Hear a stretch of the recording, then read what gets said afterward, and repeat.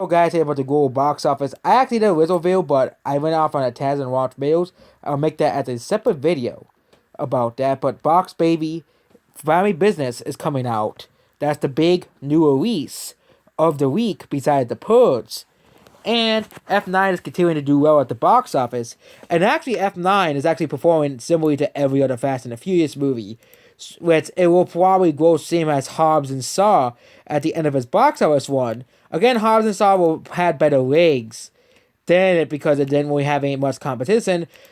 F9 has to deal with Black Widow, which is going to be a very, very, very, very hard wall to go across for the film, especially, but it does have 2 weeks of gross. But other than that, besides Black Widow, what's the real competition for the movie? Space Jam: A New Legacy, old G.I. Joe, which is projected to flop by all major outlets. I don't really think Fast and the Furious is gonna flop. Okay, the movie has only made $434 million worldwide, and it's regularly gonna pass $500 million worldwide of this weekend, which means the movie is gonna make money regardless of what the critics say. Of course, I'm going to make a whole different video about that. Why Rotten Tomatoes is collapsing by this very day, but then the next movie is The Boss Baby, that's opened with 50%.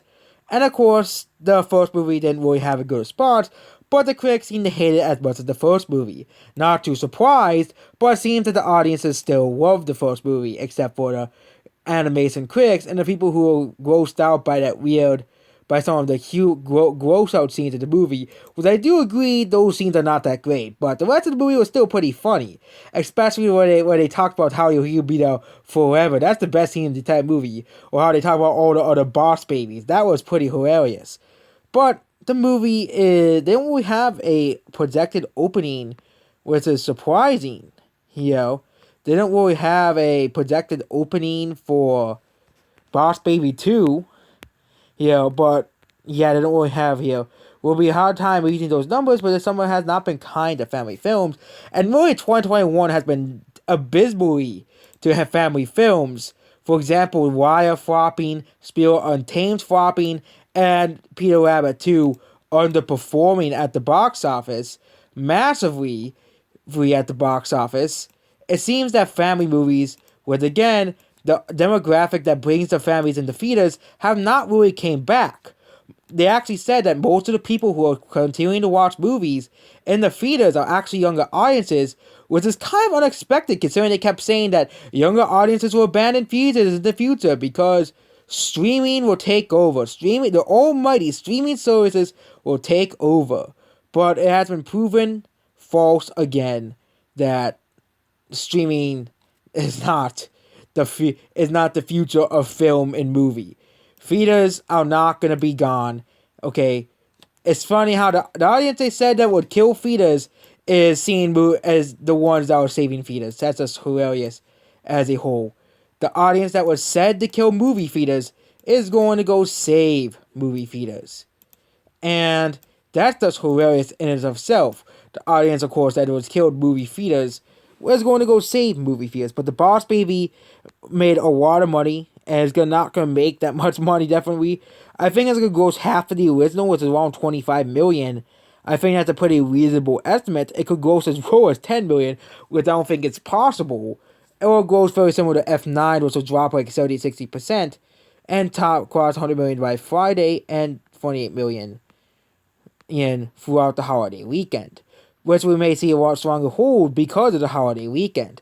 And we'll definitely pass Godzilla vs. Kong, which came out earlier in the year, which, yes, sadly, Godzilla vs. Kong was not going to become the highest grossing movie of the year, because Godzilla is not the biggest franchise in the world. I love Godzilla vs. Kong, but I think anybody knew that movie was not going to become the highest grossing movie of the year, especially considering that F9 and Black Widow are literally coming out next month. Not too surprising that, but Purge is doing worse domestically, opening wise, so it's gonna probably gross 15 to 10 million. I think people are getting sick of the Purge movies, especially considering after the last movie, the first Purge was such a big, massive pile of garbage bids.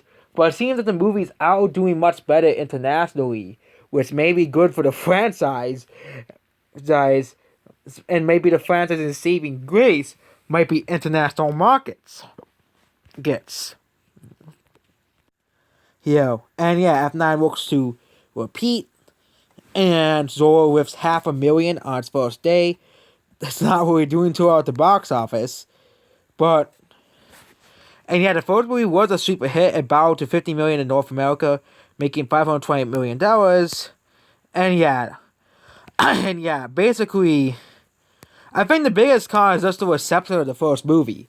Despite the movie being a super hit, the first movie did have, especially a mixed reaction. Any movie that has a mixed reaction is definitely not gonna make the first amount the money the first time like it is. Peter Rabbit and Angry Birds movie are two such examples. Even if the sequel is better than the first movie, people had already had a sour taste in their mouths. At least half the people who saw the first one, so of course they're not gonna care and see a sequel to it. Which is what's gonna probably happen to The Boss Baby.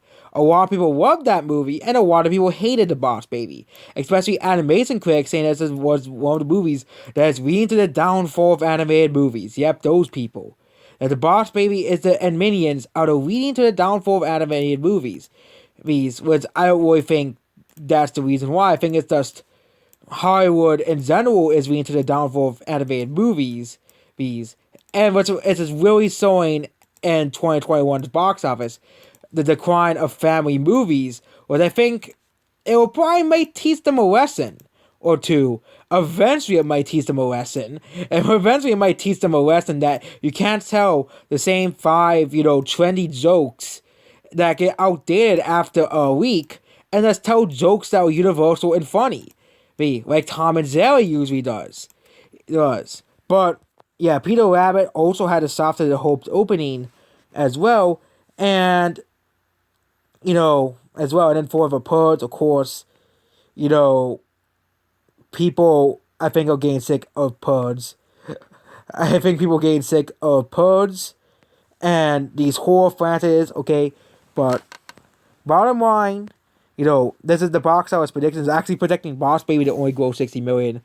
I think I put a massive range for the Boss Baby as my box office prediction. That movie is kind of like the wild card. It could take the number one box office, but also could absolutely and utterly bomb at the box office, and it could become a super hit as well. But if we look at the Google data, I know Google's not the most reliable source. Again, How to Train Dragon versus Alita. How to Train Dragon made 2 times more money, but Google basically said it would that according to Google, Alita sort of outgrossed How to Train Dragon Hidden World.